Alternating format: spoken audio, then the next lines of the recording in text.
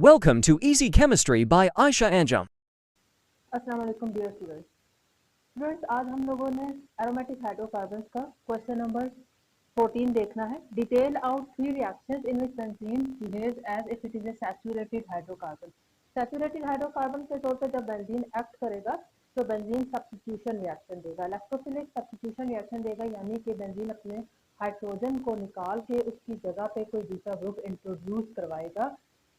और जो हमारे पास एंड 3 रिएक्शंस और 3 रिएक्शन हमने ऐसे एग्जांपल देने हैं जो जिसमें बेंजीन अनसैचुरेटेड हाइड्रोकार्बन के तौर पे एक्ट करेगा, यानी कि बेंजीन के जो अल्टरनेटिव डबल बॉन्ड है वो क्या हो जाएगा, वो भी सिंगल बॉन्ड में कन्वर्ट हो जाएगा। इस केस में बेंजीन जो है वो अपने डबल बॉन्ड के अक्रॉस एडिशन करवाएगा, ठीक है, इलेक्ट्रोफिलिक एडिशन रिएक्शन देगा। ठीक, तो सबसे पहले हम लोग चलते हैं कि जब benzene act as saturated hydrocarbon. Saturated hydrocarbon के केस में मैं जो यहाँ पर 3 एग्जांपल से डिटेल करूंगी वो है, हमारे पास हैलोजिनेशन को डिस्कस करेंगे, नाइट्रेशन को डिस्कस करेंगे और सल्फोनेशन को डिस्कस करेंगे। तो पहले हम लोग हैलोजिनेशन को देखते हैं। हैलोजिनेशन कौन सा रिएक्शन होता है? हैलोजिनेशन में हम बेंजीन का रिंग कैसा होता है? Alternative double bond single bond होता है और हर कॉर्नर पे इसके क्या है, यहाँ पर हाइड्रोजन मौजूद है। ठीक है, तो पहला पॉइंट लिखा हुआ है कि introduction of halogen group. Halogen group क्या होगा, इंट्रोड्यूस होगा। इसमें हम लोगों ने क्या करना है, हेलोजन ग्रुप को इंट्रोड्यूस करवाना है। हेलोजन ग्रुप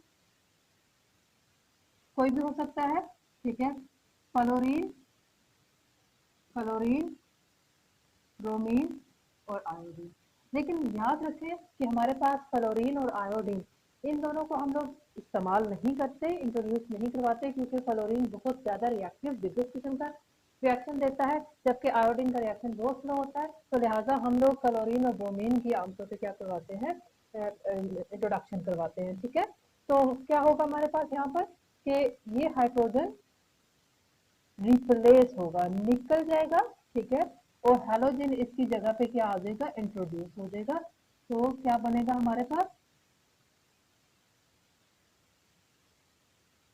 अब यहाँ पर जो हाइड्रोजन था उसकी जगह पे हेलोजन ग्रुप लग गया तो बाकी हाइड्रोजन यहाँ पर मौजूद है। ठीक है, हम लोग ये जो हाइड्रोजन है इनको यहाँ नहीं लिखते होते। ठीक, तो हम कैसे शो करते हैं इसको, सिंपल ऐसे इसको शो करते हैं। ठीक है, तो ये हमारे पास क्या बन गया, हेलो बेंजीन बन गया। अब यहाँ से ये जो S निकला है और यहाँ से एक जो X बचा है वो साथ में क्या हो जाता है, मिलके साइड प्रोडक्ट बाय प्रोडक्ट ये वाला बना देता है। ये जो रिएक्शन है ये इलेक्ट्रोफिलिक सब्स्टिट्यूशन रिएक्शन होता है। सब्स्टिट्यूशन का मतलब हेलोजन ग्रुप ने हाइड्रोजन को सब्स्टिट्यूट किया, मतलब हाइड्रोजन को निकाल के खुद उसकी जगह ले लिया, और हेलोजन यहाँ पर क्या है, एज अ इलेक्ट्रोफाइल काम करेगा। बेंजीन जो है वो न्यूक्लियोफाइल है। क्यों न्यूक्लियोफाइल है? क्योंकि बेंजीन के पास 3 5 बॉन्ड्स मौजूद है, यानी इसमें इलेक्ट्रॉन रिच है। ये इलेक्ट्रॉन रिच जो स्पीशीज होती है वो एज अ न्यूक्लियोफाइल काम करती है, और ये हेलोजन यहाँ पर क्या करेगा, इलेक्ट्रोफाइल के तौर पे काम करेगा। अब इलेक्ट्रोफाइल ये बनेगा कैसे, ये स्ट्रॉन्ग इलेक्ट्रोफाइल बनता है इन द प्रेजेंस ऑफ कैटालिस्ट। कौन से कैटालिस्ट यहाँ पर इस्तेमाल होते हैं, आयरन क्लोराइड और आयरन ब्रोमाइड अकॉर्डिंगली इस्तेमाल किया जाता है। अगर हमें इंट्रोडक्शन ऑफ क्लोरीन करवाना है तो हम आयरन क्लोराइड को इस्तेमाल करेंगे, और अगर इंट्रोडक्शन ऑफ ब्रोमीन करवाना है तो आयरन ब्रोमाइड को इस्तेमाल किया जाता है। यहाँ पर हमारे पास जो स्ट्रॉन्ग किस्म का एजेंट, हेलोजिनेटिक एजेंट, यानी कि अब देखिए हमारे पास जो हेलोजन है वो खुद इलेक्ट्रोफाइल नहीं है, उनको स्ट्रॉन्ग इलेक्ट्रोफाइल बनाया जाता है with the help of catalyst. ठीक है, इन 2 कैटालिस्ट की मौजूदगी में इनको स्ट्रॉन्ग इलेक्ट्रोफाइल बनाया जाता है। तो कौन सा हेलोजिनेटिंग एजेंट प्रोड्यूस होता है ड्यूरिंग द मैकेनिज्म, वो होता है हेलोजिनोनियम आयन, यानी कि हेलोजिन के ऊपर पॉजिटिव चार्ज आ जाता है। स्ट्रॉन्ग किस्म का ये क्या है, एक इलेक्ट्रोफाइल है जो आराम से हाइड्रोजन को निकालता है रिंग में से और खुद उसकी जगह ले लेता है। तो ये किस तरह से बनता है, ये हम लोगों ने मैकेनिज्म के दौरान देखा था। कैटलिस्ट यहाँ पर कौन सा इस्तेमाल हो रहा है, FeX3 कैटलिस्ट होता है इस्तेमाल होता है। ठीक है, तो ये हमारे पास जनरल रिएक्शन है। मैं इसके दो क्लोरीनेशन का रिएक्शन भी लिख देती हूँ कि बेंजीन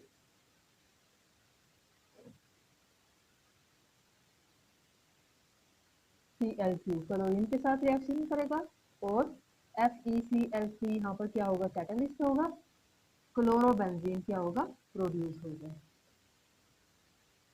और साथ में HCl प्रोड्यूस होगा।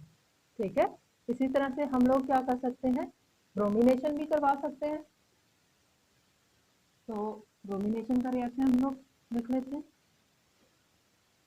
बेंजीन है, बेंजीन का रिएक्शन ब्रोमीन के साथ हुआ इन the presence of catalyst FeBr3 और बेंजीन से हाइड्रोजन निकलेगा और उसकी जगह पे यहाँ पर ब्रोमीन ऐड हो जाएगा, साथ में HBr बन जाएगा। तो ये हमारे पास बन गया ब्रोमो बेंजीन और ये बना था क्लोरोबेंजीन।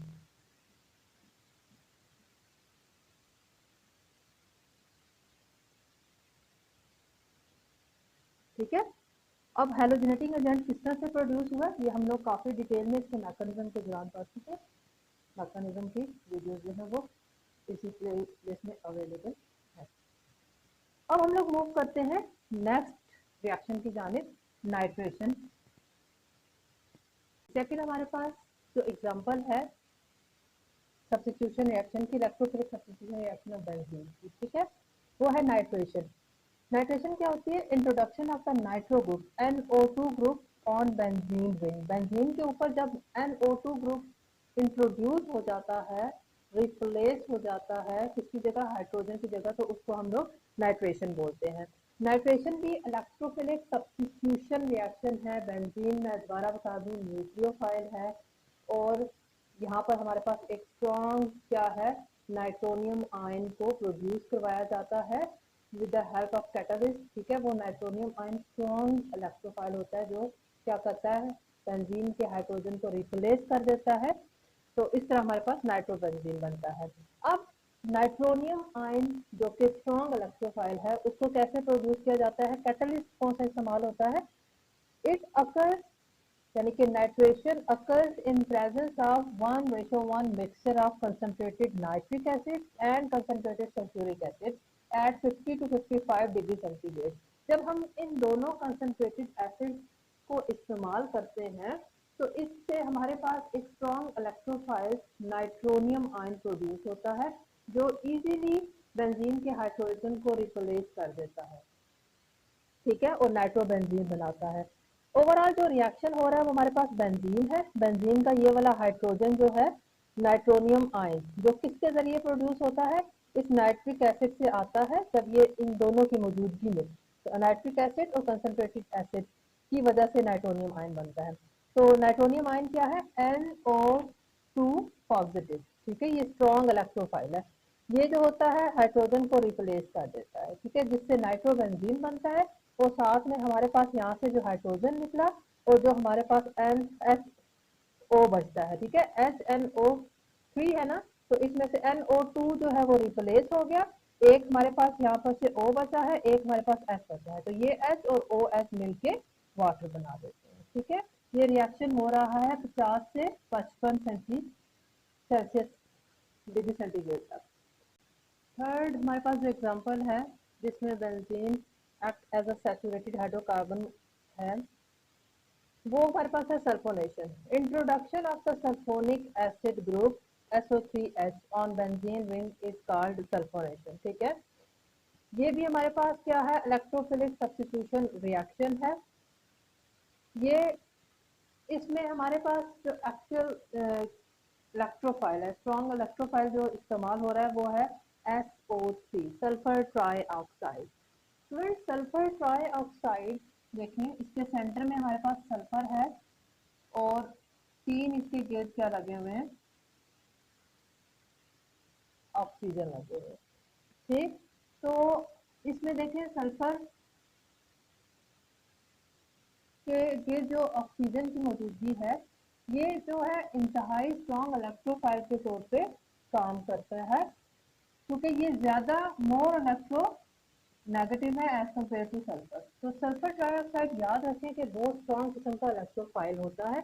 सल्फर ट्राइऑक्साइड बेंजीन में से हाइड्रोजन को रिमूव करवाता है, ठीक है, और सल्फोनिक एसिड ग्रुप को इंट्रोड्यूस करवा देता है।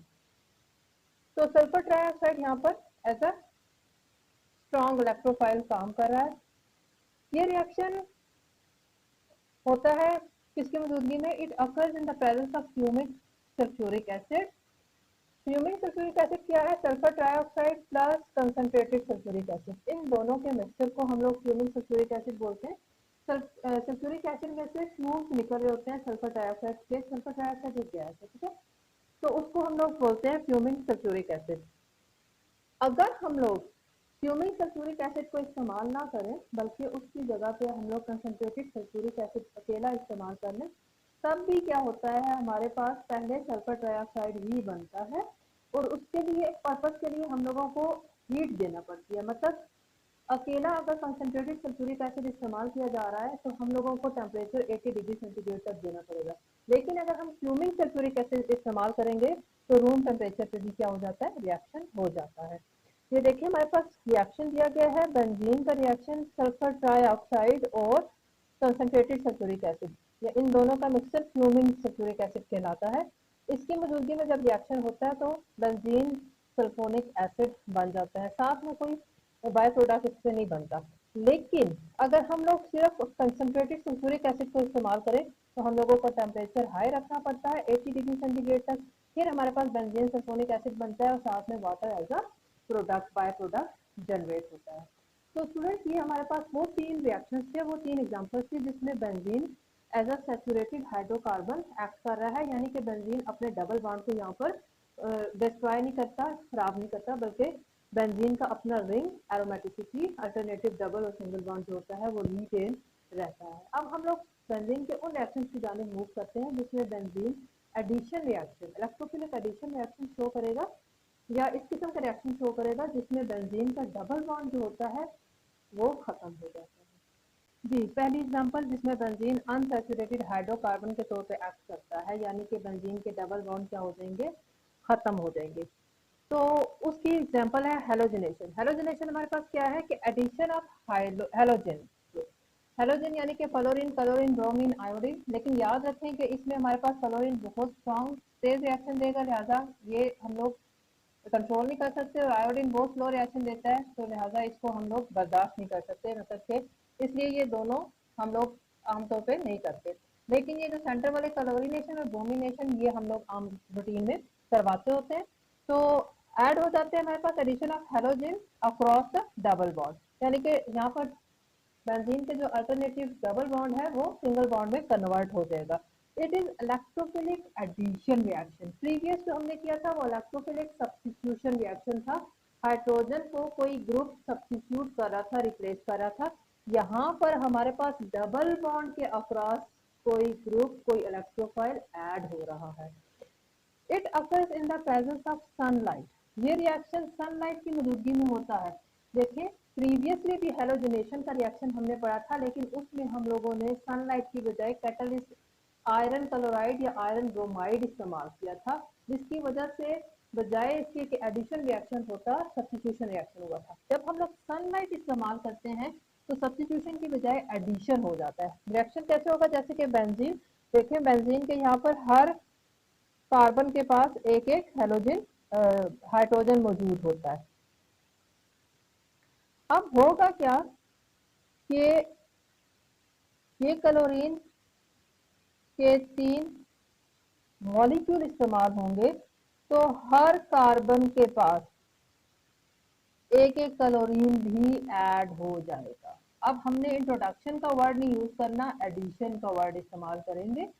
एक एक हाइड्रोजन पहले ही मौजूद है, अब हम लोग एक एक इसके साथ क्लोरीन भी लगा देंगे, ठीक है। ये hydrogen hydrogen hydrogen hydrogen hydrogen hydrogen पहले ही था। अब हम लोगों ने क्लोरीन भी लग गया, इसके साथ क्लोरीन लग गया, क्लोरीन लग गया, क्लोरीन लग गया, क्लोरीन लग गया और क्लोरीन लग गया। तो ये इस तरह से हमारे पास क्या बन गया है, ये 1 2 3 4 5 6 हेक्सा क्लोरो साइक्लो हेक्सेन, ये बन गया। ये हमारे पास हेक्सेन बन गया, बेंजीन से साइक्लोहाइड्रोकार्बन बन गया। It is addition reaction. देखिए यहाँ पर जो डबल बॉन्ड थे वो खत्म हो गए हैं और सारे हमारे पास कार्बन कार्बन सिंगल बॉन्ड रह गए। अब हम लोग मूव करते हैं इसकी सेकंड एग्जांपल की जानिब, जो कि है रिडक्शन। सेकंड एग्जांपल जो है जिसमें बेंजीन एज एक्ट करती है एज अनसैचुरेटेड हाइड्रोकार्बन, वो है रिडक्शन। रिडक्शन क्या होती है, एडिशन ऑफ हाइड्रोजन। तो यहाँ पर भी हमारे पास क्या होगा, हाइड्रोजन ऐड होगा across the double bond of benzene, ठीक है, addition of hydrogen across the double bond. Addition of hydrogen hydrogenation कहलाती है, ठीक है। रिडक्शन के अलावा हम इसको हाइड्रोजनेशन भी बोलते हैं। हाइड्रोजनेशन जो होती है वो इन द प्रेजेंस ऑफ निकल होती है एट 200 डिग्री सेंटीग्रेड, या फिर प्लाटिनम इस्तेमाल होता है इन एसिटिक एसिड, या फिर हम रेनी निकल इस्तेमाल कर सकते हैं। तो बेंजीन देखें, बेंजीन के हर कार्बन के पास एक एक हाइड्रोजन जो होता है मौजूद होता है। जब हम लोग इसके अंदर 3 हाइड्रोजन के मोल या 3 मॉलिक्यूल मजीद ऐड करेंगे तो डबल बॉन्ड के अक्रॉस एक एक हाइड्रोजन और ऐड हो जाएगा, हाइड्रोजन मॉलिक्यूल। पहले एक हाइड्रोजन था हर एक कार्बन के पास, अब हमारे पास हर कार्बन के पास जो है वो ये एक एक हाइड्रोजन है, ठीक है।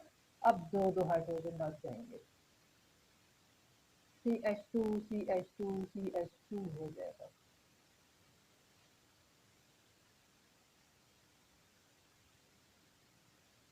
इसको हम बोलते हैं साइक्लोहेक्सेन।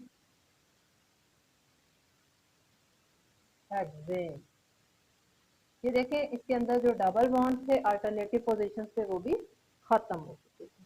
तो ये था हमारे पास हाइड्रोजनेशन या रिडक्शन ऑफ बेंजीन, जिसमें benzene as a unsaturated hydrocarbon act कर रहा था।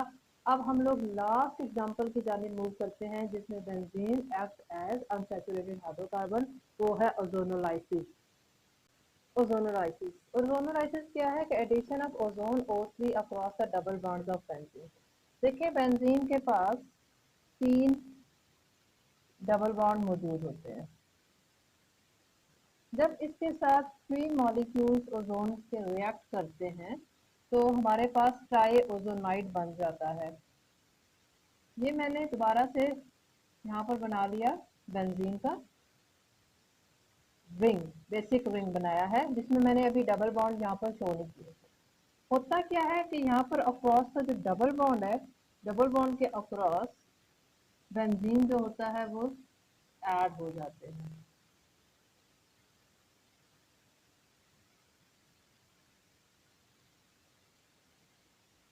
ये डबल बॉन्ड था, यहाँ पर एक ओजोन मॉलिक्यूल ऐड हो गया,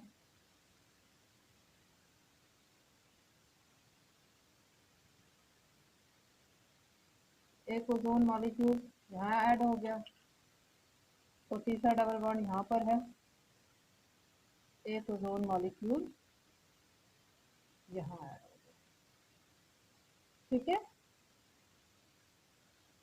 इसको बोलते हैं ट्राई ओजोनाइड। ये जो ट्राई ओजोनाइड होता है वाटर की मौजूदगी में अनस्टेबल होता है, इससे हमारे पास 3 ग्लाइऑक्सैल्स होते हैं प्रोड्यूस होते हैं।